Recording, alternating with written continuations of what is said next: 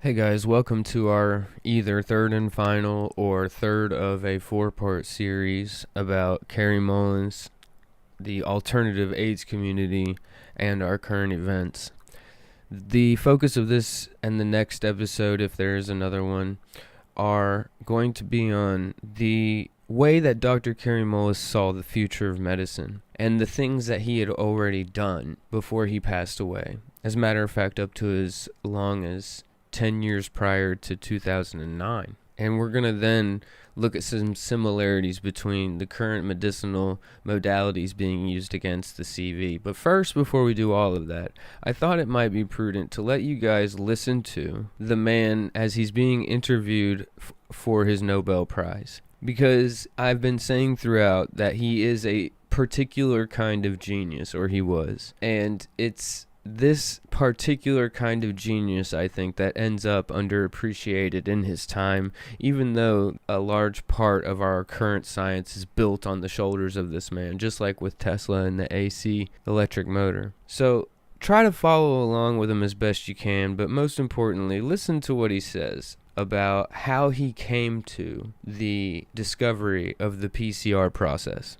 And I was thinking of this method that would require a couple of oligonucleotides, and one of them would sort of be a control, but they would be pointed right toward each other, just like in a PCR reaction. And then I was thinking of how am I going to get rid of excess deoxynucleotide triphosphates or something like that. There was a couple of technical problems I was trying to solve, and one of them, the way I decided to solve it was to like run a sort of sham reaction first, with the oligonucleotides in place in the sample, and then add my radioactive tracers and stuff and run it again. And because it was going to use up it was just not for the idea at first of like duplicating the signal, but then I realized the side effect of that was going to be that I was going to double the signal if there were enough like deoxynucleotides available. And I was trying to get rid of those if there were any coming in with the sample. No, I haven't stopped there. The thing I've been working on with Charlie there for a couple of years with Charlie, but for about 10 years before that was totally different, and it has to do with trying to come up with a new method. I come up with the method already, but it's making drugs that will be effective against all the bacteria that are now shaking off the hold that our antibiotics had on them. And this new method it's a very empirical kind of thing, that where you find a site, some kind of an interesting feature on an exterior protein on some bacteria that's giving you a lot of trouble, like say Staphylococcus aureus right now is a good target. And you find a unique thing, something on the outside of that you can model with a little peptide, because it's a part of a protein, and you make a peptide synthetically. And then you select, using that peptide, you select from a mixture that contains maybe 10 to the 11th different DNA sequences that you can make now on a machine easily. And you only get one molecule of each one, but you can make about 10 to the 11th sequences. And you now select from those ones that will bind to the site that you have selected on the organism, or to the model of it that a peptide is. And then you do PCR on that one molecule, and you amplify it up to where you have now enough of them to be able to read the sequence of it. And from that, you can synthesize it in large amounts. And now that becomes a specific little label that you can, if you swallowed it, and it was stabilized so that it wouldn't go away in your cells, in your intercellular fluid, if you stabilize it, then that thing will attach itself to, like, say, if you've made it to a protein on Staph aureus, that'll attach to Staph aureus if Staph is in your body. Now, if you chemically attach to the DNA sequence, that kind of DNA sequence is called an aptamer. Now, it has something to do with fitting, because the sequence of that aptamer fits onto some molecule that you've chosen for it to fit. And so if you now attach to that aptamer a little label that is something you're already very immune to, you have a lot of immune like molecules like antibodies to this other molecule. You attach that molecule to this, you've now attached that molecule that you're already immune to something that will grab onto the staph, and so you become immune to the staph. And that's how the system sort of works. Our approach has been more direct. Can we put messenger RNA directly into cells to create proteins, both endogenous proteins and foreign proteins? And if we could, we believe that messenger RNA could be used to make the full set of proteins in life that might allow us to treat an incredibly broad range of human diseases. And so we're working out the ramifications. It's not as easy as doing PCR was, because you've got to use animals and diseases and people that know about diseases and all that kind of stuff. So we're having a fine time finding collaborators around the world that'll help us do that. But it's working, and it's a simple idea. Did you have some success with anthrax there? Yeah, we did. We cured anthrax with some people that we didn't, because I won't come near anthrax. And Neither but they does had your a life, lab I'm sure. down at Brooks Air Force Base that we collaborated with these guys that had been working on anthrax for quite a while, and it cured anthrax 100%, which is better than 40%, which is the numbers you get if you use like penicillin, kind of like Cipro is the drug of choice there. But if you get anthrax inhalationally and you know you've got it and you give yourself this drug, you get a 40% chance. And this, with our drug, it's 100%. So it's better. You would choose our drug. And but you're not going to get anthrax. It's just, there's a whole lot of people in the world still that are fighting World War II still. And one of the things that we ended World War II on note was, yeah, we might want to poison our enemies with biological molecules or either with organisms. And we really aren't going to do that. But there's a lot of government money available to do those kind of things, to defend against them. And that's how we ended up with anthrax. I don't see a lot of anthrax, you know. What's that? Did they fund your research? Yeah, the research down at Brooks was already being funded. So we just went and I said, why don't you use this method? And we supplied them with the DNA. But what do you think the future of our ability to basically, get rid of some of these really horrible diseases? I think it's there. I mean, the idea here is that you really don't need to poison the organism. You just need to reveal it to an immunity that you already have against something else, right? You turn it in, basically. You fool your own immune system in a way, but you're by having this kind of like control at the molecular level of things, you can put your finger in there where you're not supposed to, and you can mess around with it and you can improve it, because your immune system is amazing that it works at all. But with us directing it, it'll go a lot farther. And things like, there's all kinds of immunity problems that people have, but the biggest one, what I'm trying to approach right now is just, like, if you get exposed to something, a lot of times you don't make an immune response just to everything.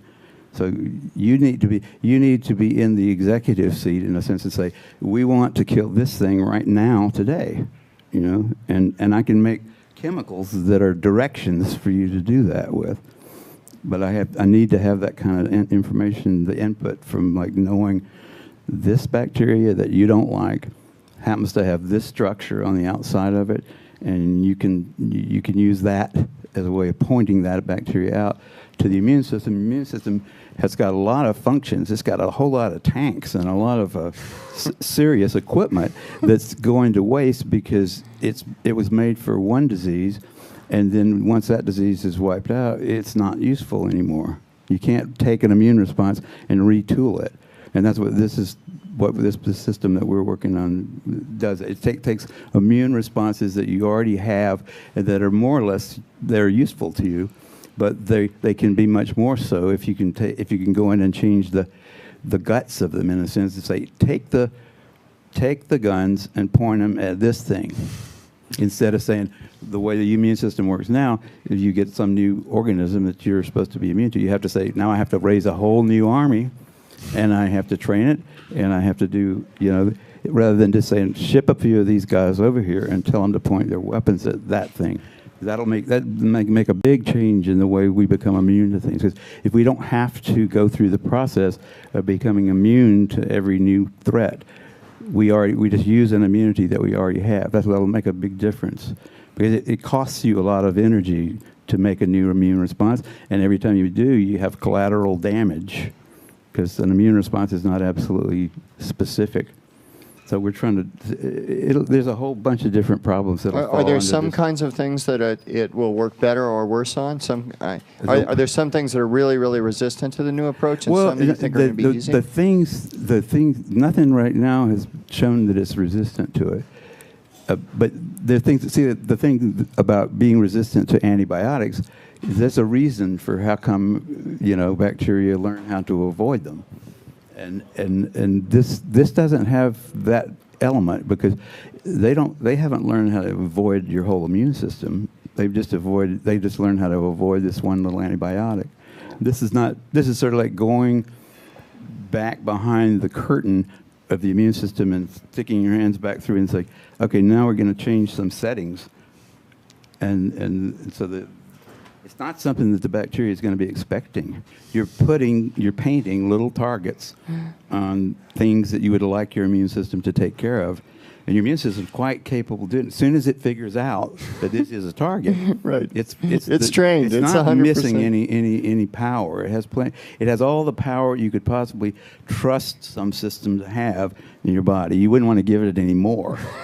You certainly wouldn't want to have the immune system be able to do this by itself. You wouldn't want to have it change an immunity, because as a new immunity is developed, there's all kind of checks and balances to make sure you don't become immune to your own heart or something. Right? So we're going beyond what the immune system is capable of doing and what you would trust your immune system to do. Because we're saying we already know what the structure is of this thing, and we're going to make something that goes to get that, and we'll make the decisions that otherwise were made by sort of like rote, or by trial and error kind of things in the immune system. Well, this has got to excite you, because there's so many, things like cancer and things like that we end up having poison bodies for, that you Charlie's think... thinking about cancer more than me. You are, I like to start with simple shit like bacteria. But it's there. I mean, the immune system is what keeps you from having cancer in the first place. Yeah. So it's possible this will open up that whole area. It's a weird thing that we're doing. We're dealing with that still today. Getting government grants, right? And so it's easiest if you can explain it to them in the sense of like, some horrible country might use this against us, So don't you want to be prepared? So that argument is much better than, solving, all it's much disease better than in saying, the world. yeah, there's a whole bunch of suffering people in the world. Well, screw them. I mean, we're just worried about whether they're going to drop stuff on Manhattan, and what are we going to do about it? And fortunately, if you convince them, you don't have to. The military is totally convinced that some big country is going to drop like bacteria on us.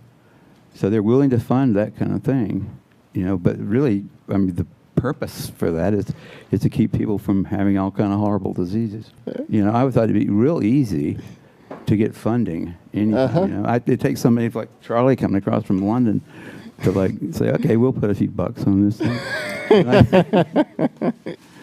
But not everybody. I mean, we spent a long time with this idea, probably 10 years, I guess. I don't need any more. But I mean, we spent a long time trying to get somebody to fund it, and always getting money from from DARPA. They were willing to put up money at first. But they have a military angle. So you spoke about this idea of painting targets on bacteria. Would that work for viruses as well? Yeah, it works for viruses. We're one of the organisms. We were actually getting some pretty good data with influenza until our influenza lady moved to Minnesota. So while she's shut down, we're looking for another influenza person. But yeah, it'll work for anything and the immune system deals with viruses. It deals with things like, say, influenza when it causes your cells to start making influenza viruses, it puts a lot of things on the surfaces of those cells that wouldn't normally be there, that the virus wants to put there because it makes it easier for it to do its stuff inside the cell. That's what you use as a target. You say any cell that's been co-opted by influenza is going to have these little things called M2E, which is a little target that we can simulate with like a nonopeptide. So if we because it makes these little holes in cells, and in order to do that, it has to put some of its proteins on there, and they're therefore susceptible to the immune system. So we just redirect an immunity to eat those cells. The immune system's a whole bunch of hungry cells, basically, that are not allowed to eat anything they find.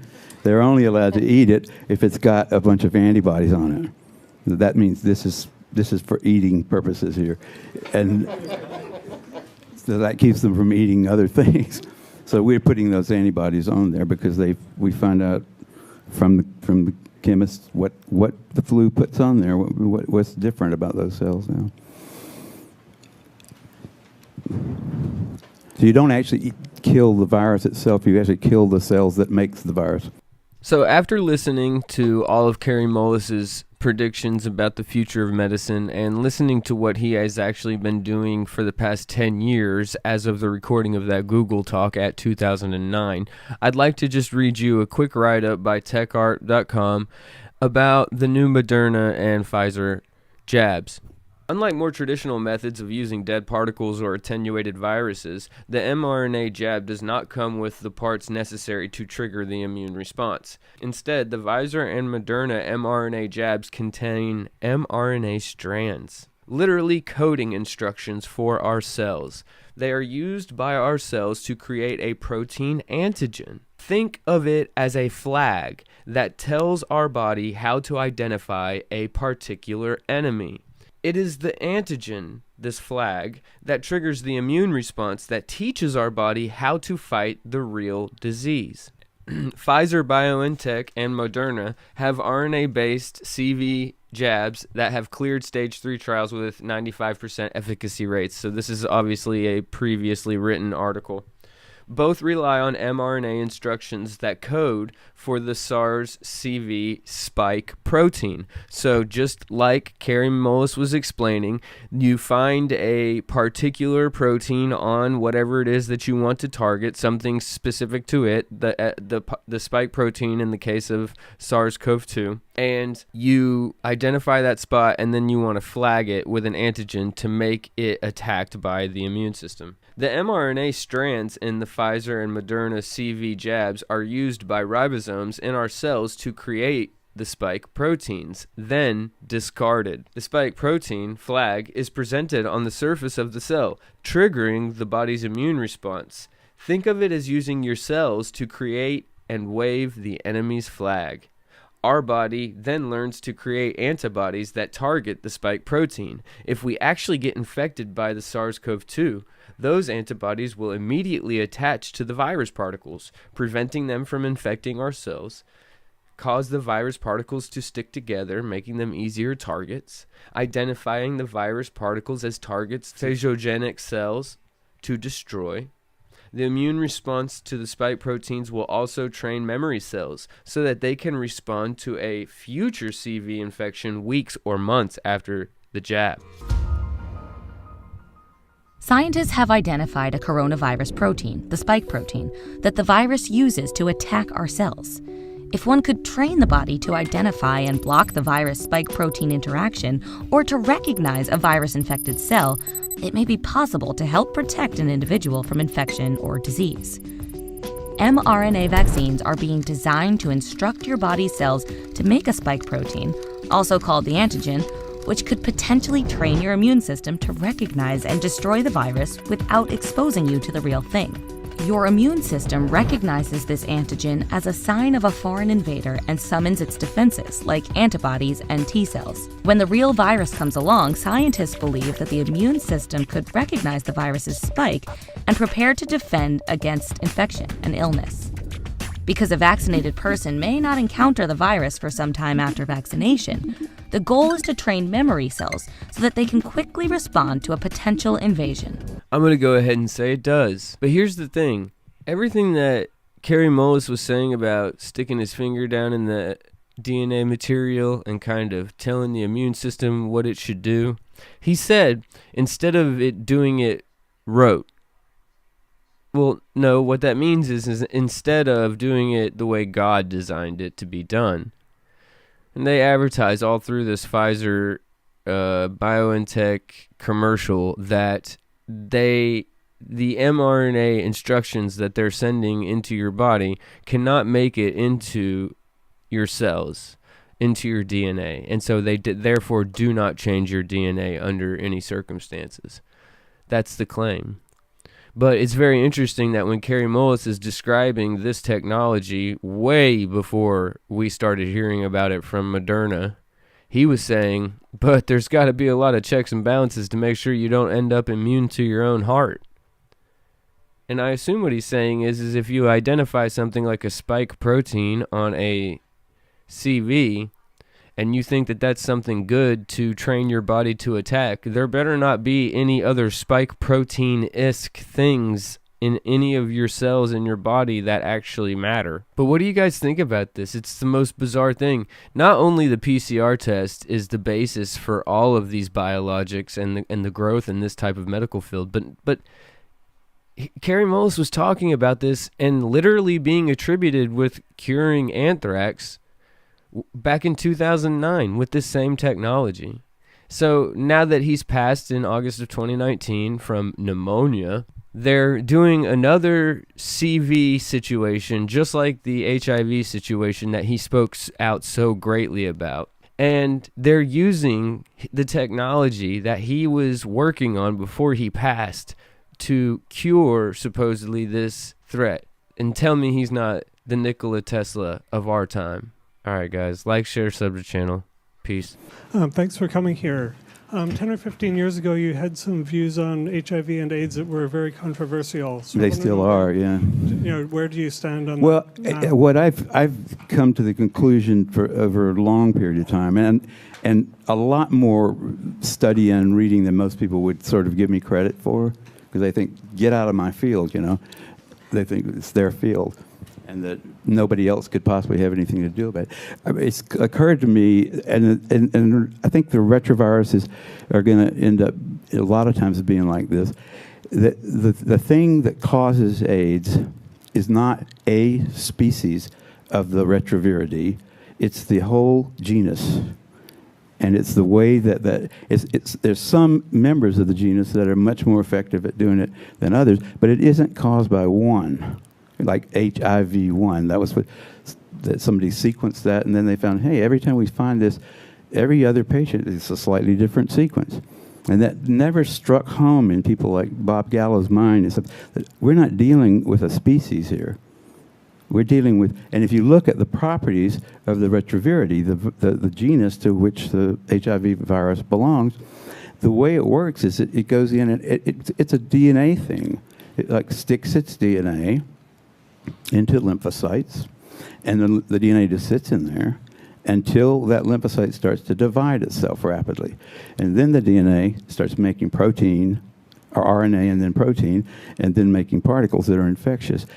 And it's a cyclic kind of a phenomena. It goes around, now it infects new cells, and it starts doing that. But it doesn't immediately start doing anything. It goes into the cell and waits until that cell starts to divide rapidly. So what that translates to in the immune system is that once a sequence, because those sequences mutate really fast, because reverse transcriptase is involved in their replication, and that makes mistakes at 100,000 times more often than like DNA polymerase does. So there's a real, that genus is very, very heterogeneous inside of it. And what's happening is you get a sequence that starts replicating itself. It makes some mistakes. It infects other cells. It sits there and waits. Most of the time, it's just a piece of DNA. It's ridiculous to fight it only at the time when it's proteins and it's infectious particles. That's what they do. I mean, all the retroviral drugs can only be direct. They only are effective against the RNA containing protein form of the disease, and they can only just do so much. They'll modify the rate at which it happens, but the real problem is that you've got lymphocytes that have all these sequences in them that are sitting there waiting to their good time. When the lymphocyte starts reproducing itself rapidly, they reproduce. When it's not, they don't. So you can't kill it by stopping it at the protein level. You can kill its action. You can stop it from taking action right now, but it's still got the DNA sequence in a bunch of lymphocytes. So until we figure out how to deal with that problem, I don't think we'll have a useful drug against any of the retroviral. They're coming up with new ones. There's new things that have been blamed on retroviruses. And the very first thing that people have to recognize when dealing with them, that they're dealing with they're not just dealing with one single thing. Like one sequence is not, just because you can only detect that one. See, there aren't any nice tests for retrovirality in general. There aren't any tests. So you could give them to people and say, my God, people have got all kinds of retroviruses. But they only have a very specific test for the proteins that are involved in HIV. So they can tell you whether you got that, but they can't tell you whether you got a whole lot of related things.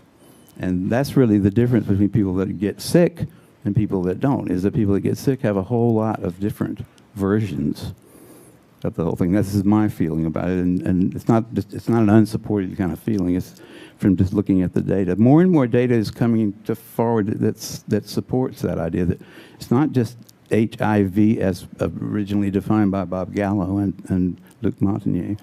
It's a whole bunch of things, and they're retroviral, but they don't have the same sequence.